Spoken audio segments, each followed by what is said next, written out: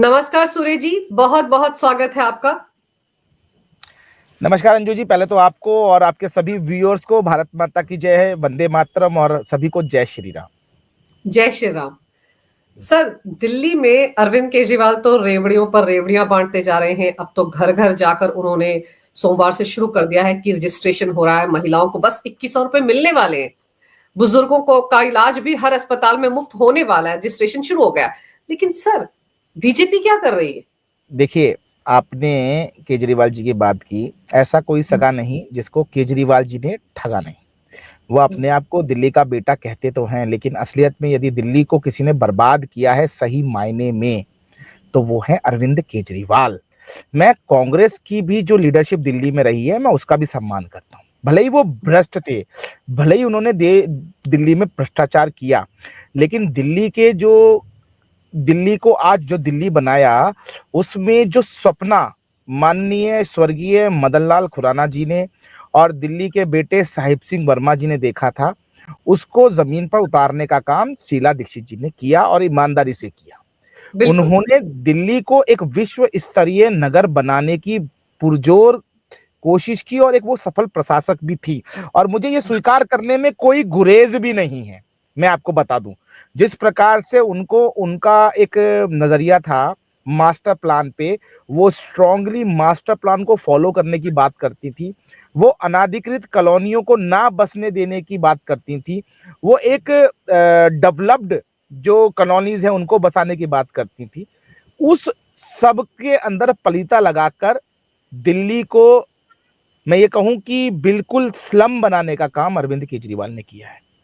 अब आपने कहा कि भारतीय जनता पार्टी क्या कर रही है, तो मैं आपको बहुत ही जिम्मेदारी से कहना चाहता हूं, भारतीय जनता पार्टी अपनी रणनीति के अनुसार कार्य कर रही है।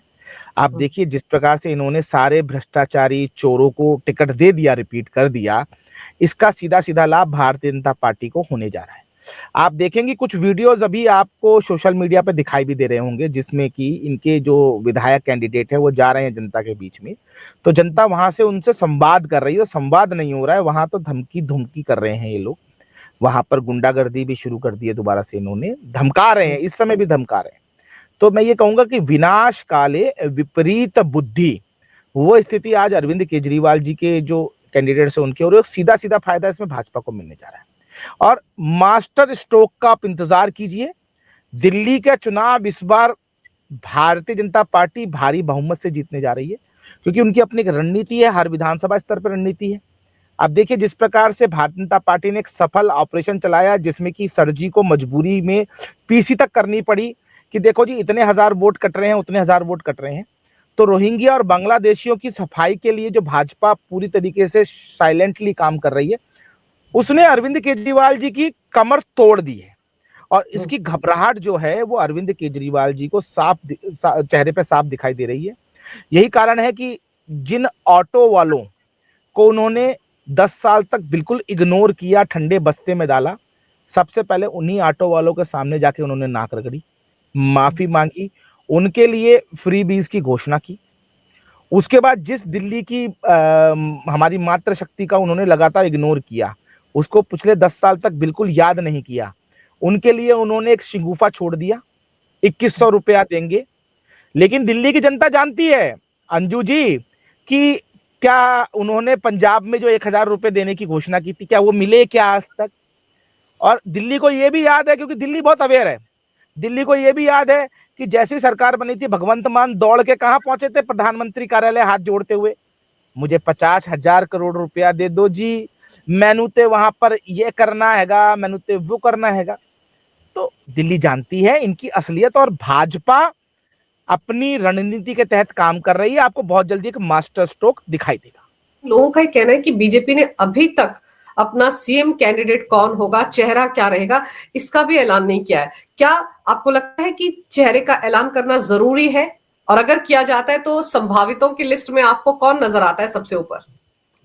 देखिए, अगर भारतीय जनता पार्टी इस बार अपना मुख्यमंत्री पद का कैंडिडेट घोषित करेंगी, तो मेरे को ऐसा लगता है कि पूर्व स्वास्थ्य मंत्री और दिल्ली के बेटे डॉक्टर हर्षवर्धन सबसे ऊपर लिस्ट में होंगे।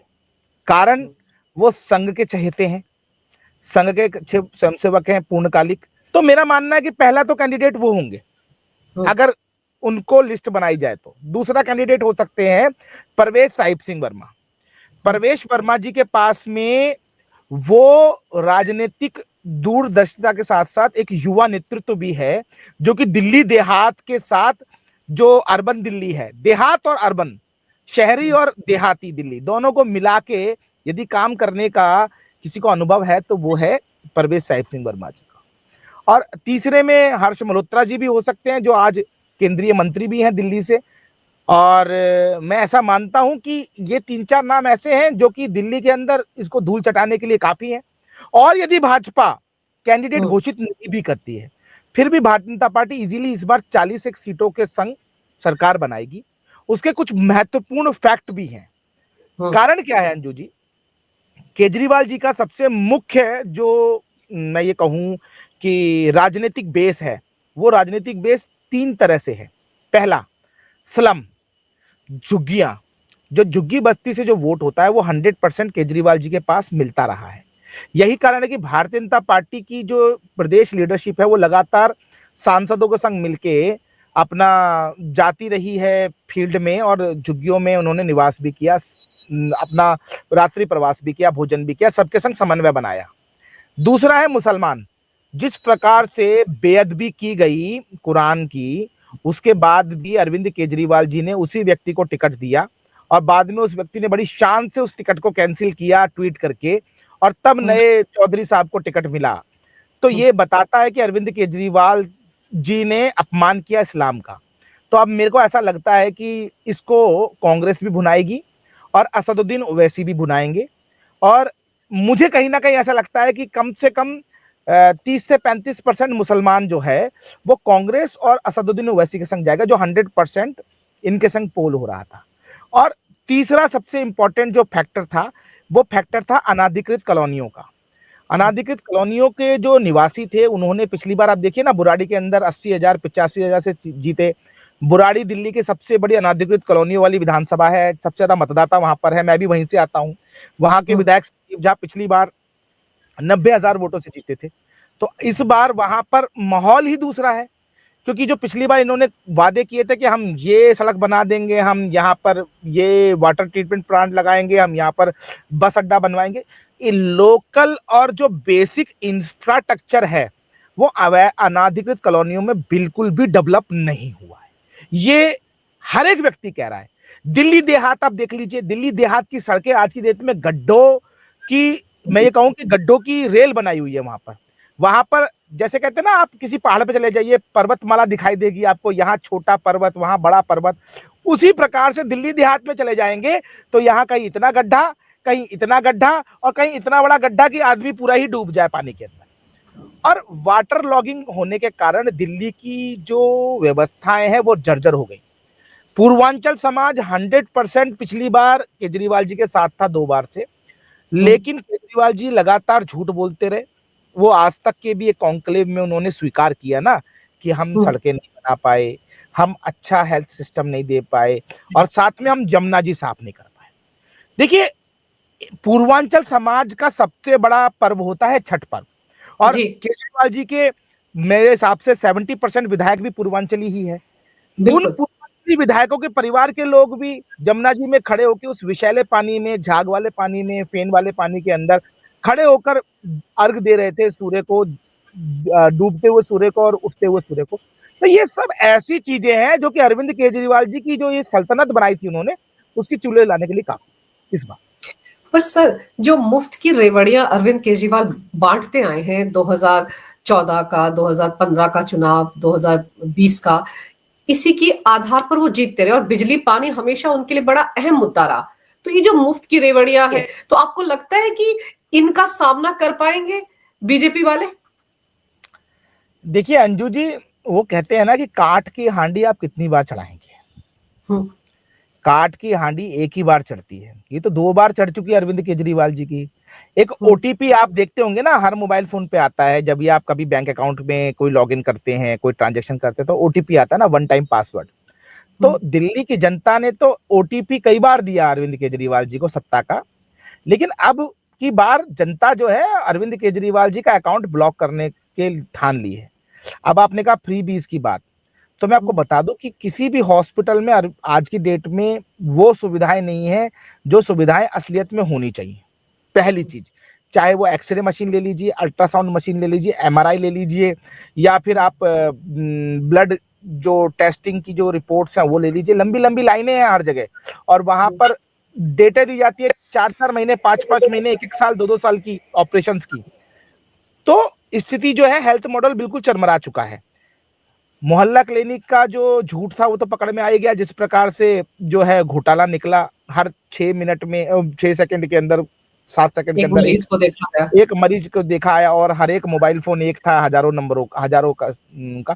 तो जनता जानती है उसमें कुत्ते बिल्ली सो रहे हैं, और आपकी गायें जो है वो गोबर कर रही हैं, कूड़े के अंबार लगे हुए हैं।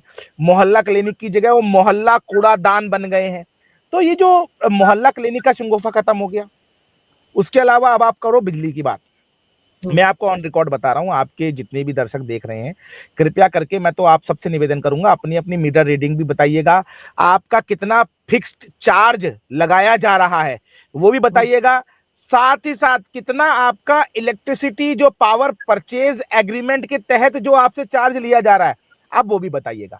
मतलब एक मैं अपना खुद का बता रहा हूं, मेरी कंपनी का जो ऑफिस है उसके अंदर आप ये मानिए 4 किलोवाट में 5,000 रुपया मुझे फिक्स चार्ज पे करना पड़ता है। 5,000 रुपए, चाहे मैं बिजली चलाऊं ना चलाऊं। Power purchase agreement, PPA, fix charge, ये और सर्विस टैक्स मिला के, जीएसटी मिला के 5,000-5,500 रुपए फिक्स आता ही आता है। और हर एक के घर में आज के डेट में एसी है, क्योंकि दिल्ली की गर्मी ऐसी है कि भैया एसी लगाने पड़ते हैं। एसी तो आप इंस्टॉलमेंट्स में भी मिलते हैं, तो हर एक आदमी एसी लेता है। एक बार आप एसी लगा लीजिए अपने घर में, वो लोग एक बार देखेंगे कि एसी लगा हुआ है, जो रीडर आएगा उसके बाद वो आपके घर का जो है ना, आपका सैंक्शन जो लोड है उसको डबल कर देते हैं। और जैसे ही सैंक्शन लोड डबल हुआ, आपका पैसा बढ़ना शुरू हो जाएगा। आप चाहे चलाइए मत चलाइए, चाहे आप सिर्फ और सिर्फ 200 यूनिट के हिसाब से चलाएंगे तब भी। तो बिजली के अंदर भी जो बिजली हाफ का नारा दिया था वो भी अब जीरो हो चुका है। और अब रह गई पानी की बात। तो पानी माफ तो ऑलरेडी है, ये गटर का पानी का बिल थोड़ी लेगा कोई। आप मुझे बताइए, गटर का पानी गटर में ना आके नलों से आ रहा है। इतना है कि वहां पे उन्होंने नलों के जो पीछे जो पाइप है उन पे उन्होंने जालियां लगा रखी है, ताकि गटर के पानी में जो कूड़ा आता है वो कूड़ा ना निकले घरों के अंदर से। बस आप एक गिलास पानी जब देखेंगी तो आप कहेंगी ये गटर का पानी से साफ होगा। मैं ये मानता हूं ऐसा, बिल्कुल। मतलब हर घर 20 रुपए लीटर, 20 रुपए की एक बोतल जो है, अब तो 25 की और 30 की हो गई वो। उस बोतल को हर एक घर 2-2, 3-3 तो यूज करता ही है। तो पर डे का 60 रुपए, 80 रुपए का खर्चा पानी का है, तो वो मिला के कितना बैठता है? मतलब 1500-1600 रुपए पानी का खर्चा वो करते हैं। और वो भी बोतलें लेके आएंगे, फिर बोतल वाले से बोतल मंगवाएंगे, और वो जो पानी आ रहा है, कई बार ऐसा होता है उस पानी में कीड़े भी निकले हैं, क्योंकि बोतल का पानी है, फिल्टर्ड पानी है, कई किसी प्लांट में परेशानी भी आ सकती है। तो ये जो स्थिति है ना, ये फ्री बीज की दिल्ली जनता समझ रही है।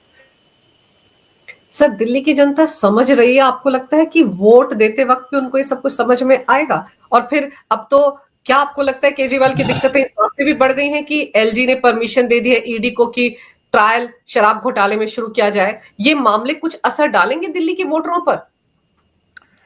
देखिए अंजू जी, ये जो मामले हैं ना, ये मामले अरविंद केजरीवाल जी की स्वच्छ, ईमानदार, कट्टर ईमानदार दिल्ली के बेटा होने वाली छवि को डेंट कर चुके हैं। दिल्ली के लोग पहले सोचते थे कट्टर ईमानदार है, बेचारे को फंसाया जा रहा है।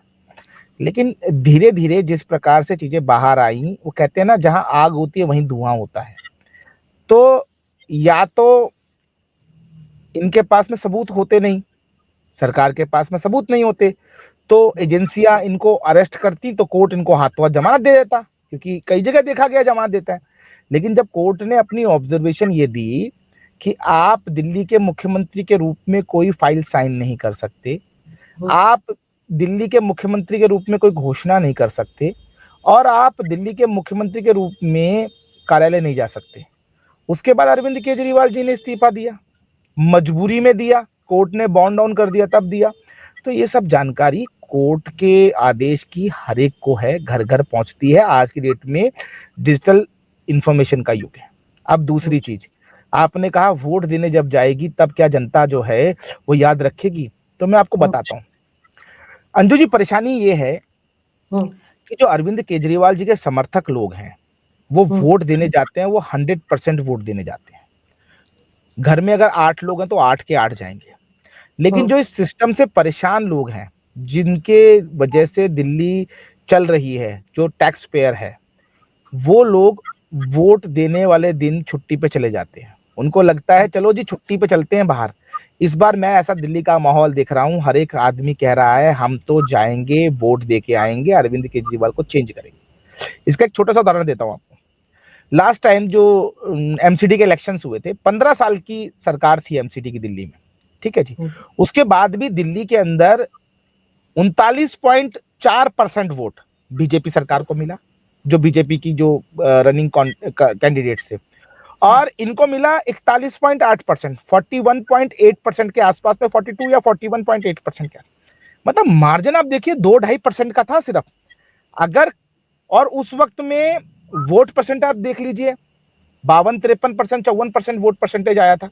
यदि ये वोट परसेंटेज थोड़ा बढ़ जाता तो दिल्ली में दोबारा से नगर निगम में सरकार में आ जाती भारतीय जनता पार्टी। ऐसा नहीं था कि सुपड़ा साफ हो गया, बुरी तरह से हार गए, कांग्रेस की तरह 0 सीटें आ गई, नहीं, सामने आमने की टक्कर थी। परेशानी ये रही कि जो वोटर एक्चुअली में है, जो परेशान है सिस्टम से, जिसको कूड़े के पहाड़ अच्छे नहीं लगते, जिसको टूटी हुई सड़कें नहीं चाहिए, जिसको साफ पानी चाहिए, जिसको बिजली के बिल आधे चाहिए, असलियत में फिक्स चार्ज कम हो, ये लूट खत्म होनी चाहिए, वो सब लोग जो है वो मस्ती करने बाहर चले गए।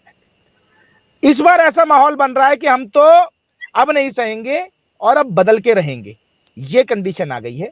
इसलिए मैं ऐसा मानता हूं कि इस बार लोग जाएंगे और ईमानदारी से इनका इलाज करके आएंगे। जैसे आपने शुरुआत में कहा कि बीजेपी का एक मास्टर प्लान आने वाला है, या मास्टर स्ट्रोक बीजेपी खेलने वाली है दिल्ली विधानसभा चुनाव से पहले, पर 15 साल शीला दीक्षित सरकार, फिर 10 साल अरविंद केजरीवाल, जबकि इसी दिल्ली में लोकसभा की सातों सीटें बीजेपी को मिलती रही हैं। हाल के लोकसभा चुनाव में भी बीजेपी की जीत हुई। क्या वजह है कि 25 साल से दिल्ली में सूखा पड़ा हुआ है बीजेपी के लिए विधानसभा चुनाव में? बहुत ज्यादा टफ क्वेश्चन आपने मुझसे पूछ लिया। अब आप सच्चाई कहलवा रही हैं तो आप सुन भी लीजिए।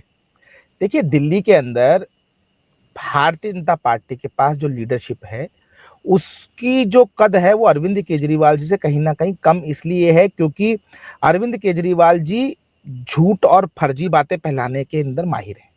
उससे पहले शीला दीक्षित जी थी, लेकिन शीला दीक्षित जी पहले दिल्ली के अंदर मदन लाल खुराना जी जैसा चेहरा था, साहिब सिंह वर्मा जी जैसा चेहरा था। दिल्ली देहात को साहिब सिंह वर्मा जी सर्वमान्य नेता थे।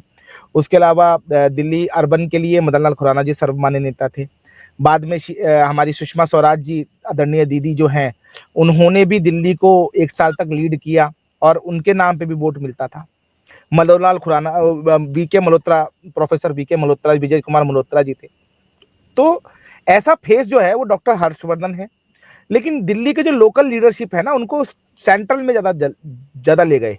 आप देखिए, यही कारण रहा कि आप 7 सांसद जीते। मनोज तिवारी जी देख लीजिए आप, वो हमारे सांसद हैं। उनको अगर स्टेट लड़वाया जाता तो वो भी पूर्वांचल का एक बहुत बड़ा चेहरा हो सकते हैं और वो दिल्ली के मुख्यमंत्री पद के बहुत अच्छे दावेदार हो सकते हैं। और उनके नाम पे भी दिल्ली के अंदर, मैं ऐसा मानता हूं, यदि उनको विधानसभा का उम्मीदवार घोषित कर दिया जाए मुख्यमंत्री का, तो पूर्वांचली एक होके उनके नाम पे भी वोट देने को तैयार हो जाएगा। तो ये जो बड़े नाम है ना, इन बड़े नामों को सेंट्रल में ले गई है भारतीय जनता पार्टी। परेशानी ये रही है। आप देखिए ना, उससे पहले प्रोफेसर वीके मल्होत्रा जी थे, वो नई दिल्ली से चुनाव लड़े थे। उन्होंने हराया था वहां पर, नाम भूल रहा हूँ कांग्रेस का कौन सा, कपिल सिब्बल था, किसी और को हराया था उन्होंने वहां पर। तो इस प्रकार से दिल्ली के जो मेन चेहरे, जो दिल्ली जिनमें विश्वास करती है, वो सब बड़े चेहरे केंद्र में रहे। तो दिल्ली में कोई नहीं रहा। अब आप बाहर से किरण बेदी जी को ले आए। किरण बेदी जी को कोई दिल्ली में जानता नहीं, उन्हीं के आंदोलन से निकली हुई। उनकी एक छवि अलग है, एक कुशल प्रशासक की छवि है, लेकिन दिल्ली मांगती है उनका अपना बेटा, दिल्ली मांगती है उनके बीच का व्यक्ति। और दिल्ली को आंदोलन के कारण जो भरमाया अरविंद केजरीवाल ने, उसकी भुगतान आज तक कर रहे हैं। ये असलियत है, यही कारण है कि दिल्ली के अंदर अब तक पिछड़ी हुई है भाजपा सरकार। लेकिन मेरे को ऐसा लगता है कि इस बार जो है वो रिजल्ट आएगा। सर आपने बड़े ही साफ तरीके से या छुपाते छुपाते केजरीवाल वाले रिजीम की बात तो कर ली, लेकिन मैं तो 15 साल पीछे भी ले जा रही हूँ आपको। शीला दीक्षित के समय में भी तब तो केजरीवाल नहीं थे, उनकी झूठ की राजनीति नहीं थी, लेकिन तब भी बीजेपी नहीं आ पाई 15 साल तक दिल्ली में। देखिए, कहते हैं ना कि सत्ता चलाना अत्यंत कुशलता से जिसको आता है वो सत्ता पे काबिज रहता है।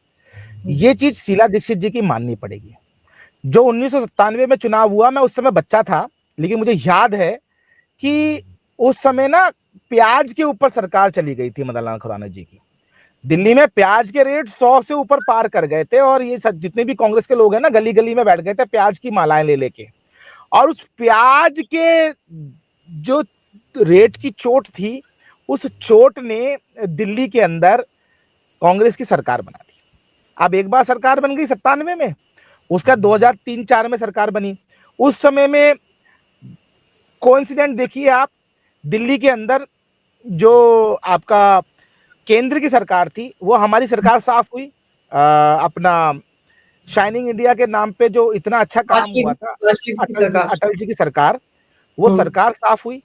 वो सरकार जैसे ही साफ हुई उसके बाद दिल्ली निगम विधानसभा चुनाव हुए, तो वो हवा जो थी उस हवा में शीला दीक्षित जी निकल गई। और फिर जब केंद्र में सरकार, हम तो ऐसा नहीं करते ना जी कि राज्य की सरकार जो है अगर कांग्रेस की है तो हम उसको फंड ना दे। अटल जी की सरकार में पहली बार ये मेट्रो जो मदन लाल खुराना जी ने नींव रखी थी, उसकी पहली मेट्रो ई श्रीधरन जी ने, और मदन लाल खुराना, ई श्रीधरन जी, अटल बिहारी वाजपेयी जी और शीला दीक्षित तीनों ने उद्घाटन किया था। तो उस समय में एक दिल्ली को ये मैसेज जाने लगा कि शीला दीक्षित जो है वो एक डेवलपिंग लेडी है, डेवलपमेंट के लिए लेडी काम करती। फिर दिल्ली में जो मदन लाल खुराना जी और साहिब सिंह वर्मा जी ने रेखांकित किए थे फ्लाईओवर्स, कि यहाँ पे फ्लाईओवर बनना चाहिए, वहां पे फ्लाईओवर बनना चाहिए, यहाँ पे ये काम होना चाहिए, वो तो उस खाके को, उस ब्लूप्रिंट को, मतलब बना बनाया खाना शीला दीक्षित जी को मिला, जिसको उन्होंने लगातार 3 चुनाव भुनाया। आप ये मानिए कि मदन लाल खुराना जी की सोच ये थी कि जो रिंग रोड है आपका, इसको डबल रिंग रोड होना चाहिए, जो आज तक हो रहा है। उसके अलावा आप देखेंगे बस अड्डे से लेके और आईटीओ तक एक आउटर रिंग रोड निकला हुआ है।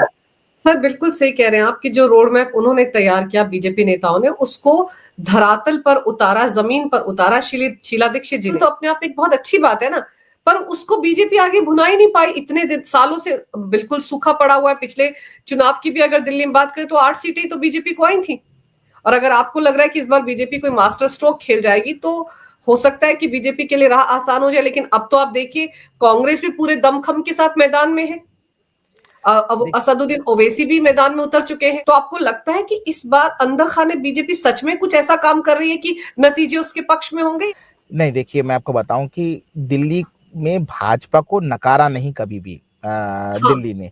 परेशानी सिर्फ इतना रहा कि स्टेट के अंदर दिल्ली ने कांग्रेस को दिया, सेंट्रल में बीजेपी को दिया, और नगर निगम में भी बीजेपी को ही दिया। 15 साल लगातार दिल्ली में भारतीय जनता पार्टी के नगर निगम भी रही।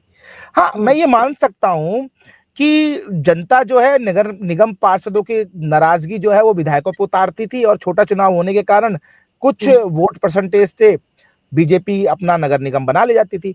तो ये चलता रहा, ये बहुत समझदारी से काम चला। लेकिन इस बार तो हाहाकार ही है ना जी अंजू जी। दिल्ली में आप देखो, दिल्ली में कूड़े के पहाड़ 4 थे, अब वो 40 होने जा रहे हैं। आप देखो दिल्ली की जो नदी नाले हैं वो नदियां बन गए हैं। आप देखो छोटी छोटी नालियां जो है गाद से भर गई हैं, बड़े बड़े नाले जो है उनकी सफाई नहीं हुई है। दिल्ली की सड़कें टूटी पड़ी है, नलों में गंदा पानी आ रहा है, सीवर जाम पड़े हैं, नया हॉस्पिटल नहीं, नया फ्लाईओवर नहीं, ना ही किसी प्रकार से कोई नया स्टेडियम, ना यूनिवर्सिटी, कुछ नहीं। मतलब दिल्ली जैसे कहते हैं ना एक बदसूरत बेरंगी हो गई। जो एक समय में दिल्ली एक खुशहाल दिल्ली थी, दिल वालों की दिल्ली थी, आज दिल्ली जो है वो गंदे नाले की दिल्ली है, कूड़े की दिल्ली है, टूटी सड़कों की दिल्ली है, बदहाल दिल्ली है। तो इसको बदलने के लिए भाजपा पूरी रणनीति के संग दिल्ली वालों के भले के लिए लगी हुई है। और आपने सही कहा कि कांग्रेस भी दमखम से लड़ रही है। मैं ऐसा मानता हूं, कांग्रेस को लड़ना चाहिए। कांग्रेस को भी अपनी पुरानी जो प्रतिष्ठा है उसको वापस लेने के लिए पूरे जोर से लड़ना चाहिए। लेकिन मैं समझ नहीं पाता हूं कांग्रेस के लोग इतने बिकाऊ क्यों हैं। थोड़ा सा टुकड़ा केजरीवाल फेंकते हैं कांग्रेसियों पर और कांग्रेसी कुत्ते की तरह दूध मिलाते हुए पीछे पीछे आम आदमी पार्टी में चले जाते हैं। जब भी उन्हें कोई मजबूत कैंडिडेट दिखता है कांग्रेस का कि ये जो है ये कहीं ना कहीं मुझे चोट कर सकता है, उसको वो अपनी पार्टी में मिला लेते हैं। अब वीर सिंह दीगान को ही ले लीजिए आप, है ना जी, आपका ये जो आपका मंडोली है या कहाँ है, जो दिल्ली नोएडा नोएडा के साथ में त्रिलोकपुरी का आसपास में वीर सिंह दीगान चुनाव कांग्रेस के थे, उनको भाजपा में अपने आम आदमी पार्टी में ले लिया उन्होंने। तो ये एक बहुत बड़ी स्ट्रेटेजी अरविंद केजरीवाल की, आप उसको डिनाई नहीं कर सकते। सोशल मीडिया पे भी उसका पूरा कब्जा है, ये मैं आपको बता दूं, ऑन रिकॉर्ड बता रहा हूं कि सोशल मीडिया पे बड़े बड़े अकाउंट्स की रिपोर्ट करना, बड़े बड़े अकाउंट्स को सस्पेंड कराना, उनके खिलाफ कोई बात सर्कुलेट ना हो, उसके लिए उन्होंने स्पेशली टीमें हायर कर रखी है। ये पढ़े लिखे अर्बन नक्सलाइट लोग हैं, इनका साथ इन्होंने तो हायर कर रखा है अमेरिकन एजेंसीज को भी, जो कि एआई की मदद से सोशल मीडिया को कंट्रोल कर रही है इनके चुनाव में, कि इनके खिलाफ कोई बात जो है ना वो बाहर जाए ना। अरविंद केजरीवाल आप लिखो, वो वीडियो चलेगी नहीं आपकी, सर्कुलेट ही नहीं होगी आपकी वीडियो, वो ब्लॉक हो जाएगी, कुकीज उनको ब्लॉक कर देंगे। तो ये एआई के जमाने का पूरा यूज कर रहे हैं, ये अपनी नाकामियों को छुपाने के लिए, लोगों की आवाज दबाने के लिए काम कर रहे हैं, लेकिन इसका जवाब दिल्ली देगी। दिल्ली परेशान है, तो ये सब चीजें दिल्ली इग्नोर नहीं कर सकती। ये 2100 रुपए का ढकोसला दिल्ली स्वीकार नहीं करेगी, इस बार अरविंद केजरीवाल को बदल के रहेगी। सर ये ढकोसला ऐसा मजेदार है कि आम आदमी पार्टी के कार्यकर्ता घर घर जाकर रजिस्ट्रेशन कर रहे हैं। केजरीवाल खुद गए थे सोमवार को और अपने नाम का पोस्टर भी उस घर में चिपका कर आ रहे हैं जहां पर वो महिलाओं के वोटर आई कार्ड देखकर उनका रजिस्ट्रेशन कर रहे हैं। सबसे बड़ी शर्त यही है महिलाओं के साथ भी और 60 साल से ऊपर की उम्र के बुजुर्गों के साथ जिनको संजीवनी योजना का फायदा मिलेगा कि वो दिल्ली के वोटर होने चाहिए। उनको आम आदमी पार्टी के कार्यकर्ताओं को अपना वोटर आई कार्ड दिखाना पड़ेगा, तभी उनको इन योजनाओं का फायदा मिलेगा अगर कहीं अरविंद केजरीवाल 2025 में जीत जाते हैं। अब देखिए ना, आपने खुद कहा कि वो वोटर आईडी कार्ड देखकर जो है वो तब रजिस्ट्रेशन करेंगे, आपने कहा ना। इसका मतलब अरविंद केजरीवाल अब घर घर घूम रहे हैं वोटरों को लुभाते हुए, क्योंकि दिल्ली भाजपा ने उनके जितने भी फर्जी वोटर थे वो सब कटवा दिए, सारे फर्जी वोट कटवा दिए। जो उन्होंने रोहिंग्या और बांग्लादेशियों को अपना जमाई बनाकर, अपने दामाद बनाकर, दामाद के रूप में हर परिवार को 11-11 हजार का लिफाफा दिया, पानी का टैंकर दिया, प्रधानमंत्री अन्न योजना का नकली कार्ड बना के दिया, फर्जी राशन कार्ड बना के दिया, फर्जी आधार कार्ड बनाया, फर्जी पैन कार्ड बनाया, ये सब जो बनाकर अपने दामाद पैदा किए थे वो जो बांग्लादेशी रोहिंग्या, उन सब का वोटर लिस्ट से नाम काट दिया गया। वेरीफाई हो रही है चीजें, तो इनकी हालत खराब हो रही है। इसलिए ये गली गली घूम रहे हैं, क्योंकि इनको लगता है कि अब फर्जी वोटर जो 15-15, 20-20 हजार हमने हर विधानसभा बनाए थे वो तो खत्म हो चुके, अब इन लोगों का ही सहारा है भैया। इनको एक बार फिर मूर्ख बनाओ, एक बार फिर से काट की हांडी चढ़ाओ और मुख्यमंत्री बनने की कोशिश करो। लेकिन इस बार ये नहीं होने वाला। ये जितना मर्जी गली गली घूम ले, जिस गली में जाएंगे, अच्छा आप बताइए अंजू जी, किसी भी गली में अगर अरविंद केजरीवाल जी जाते हैं या उनका विधायक कैंडिडेट जाता है, वहां पर जब पानी भरा हुआ होगा, नाली भरी हुई होंगी, ओवरफ्लो कर रही होंगी, और जब किसी घर में जाएंगे तो पानी तो पिलाएंगे, कोई ना कोई तो पानी पिलाता है। हमारे यहाँ तो पूर्वांचल में तो ये है कि आप आएंगी अगर मेरे घर में तो मैं आपको पहले पानी दूंगा, पहले मीठा दूंगा, फिर पानी पिलाऊंगा। तो अरविंद केजरीवाल को गुड़ की डली के साथ में या उनके विधायक कैंडिडेट को गुड़ की डली के साथ में वो 1 गिलास पानी, जो नाले का पानी नल से आ रहा है, जब वो देंगे तो आप बताइए वो पी पाएंगे? जब अपनी सरकार का दिया हुआ पानी वो नहीं पी सकते तो कैसे उनको वोट मिलेगा? आप बताओ ना मुझको। लोग तो पानी रोज पीते हैं ना। सर अगर उन्होंने पानी पी लिया तो उनका हाल भी भगवंत मान जैसा होगा। आपको याद है ना, ये दिखाने के लिए कि बड़ा स्वच्छ पानी है इस नदी का, उन्होंने पी लिया था और फिर कैसे अस्पताल में एडमिट रहे थे। मैं तो ये कहती हूँ केजरीवाल को कम से कम ये वादा तो पूरा कर लेना चाहिए था सर कि मैं 2025 चुनाव से पहले यमुना में डुबकी लगाऊंगा। भले ही बीमार पड़ जाते, डुबकी तो लगा लेते। हमारे प्रदेश अध्यक्ष जी ने लगाई तो थी, वीरेंद्र सचदेवा जी ने। वो 4 दिन हॉस्पिटल में एडमिट रहते, उनको फंगस हो गया, उनको बॉडी पे जो है वो चर्म रोग हो गया।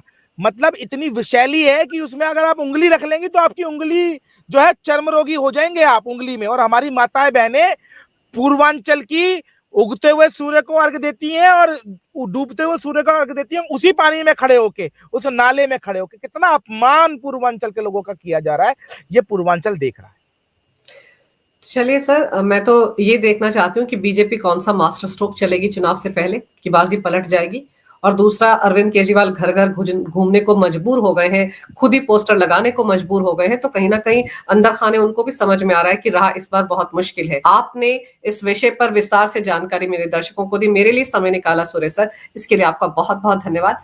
नमस्कार, भारत माता की जय हो, वंदे मातरम और जय श्री राम। जय जय श्री राम।